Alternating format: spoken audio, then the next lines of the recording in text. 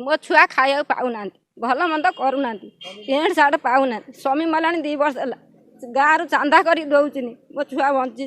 सरपंच कहला सरपंच शुणिलानी नमिनी कहली शुणिलानी ward number कहली शुणिले बाध्य पड़ोसी भाई चांदा कर मत गीतिक आसिले कहले चल से गीतिक आई मो छुआ से बही थे गले करदेमी खाइबे। आखिरे आखिए लुह हातरे खंडे खंडे मधुबाबू पेंशन पाई दरखास्त फॉर्म। एमाने बरी ब्लॉक महाकालपड़ा पंचायतर बासिंदा समस्ते सरकारी भत्ता सहायतार वंचित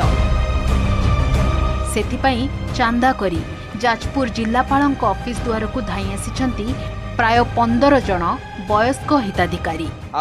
भत्ता मिलूनी आम कौनटा करूँ कागज नौजनी सरपंच नौजनी चिरिकी फपाट दौनी आउना खाली पचारा बेलू कहीं आसुनी ना आज काली इमित कौन विडो को भी देलु 70 वर्ष हो गला आज्ञा मिलूना 40 वर्ष लोक मिलूँ आज्ञा जार कोठा बाटी मिलूँ आज्ञा आमर कि ना आम खटिकिया लोक मिलूना आम भी क्या खटी पारू आज्ञा कौन आम मले भत्ता देवे केते लोक भी मरीगले आज्ञा भत्ता पाई ना पैसा आदाय करी आमे गोटे गाड़ी करी टेकर गाड़ी करी आम आस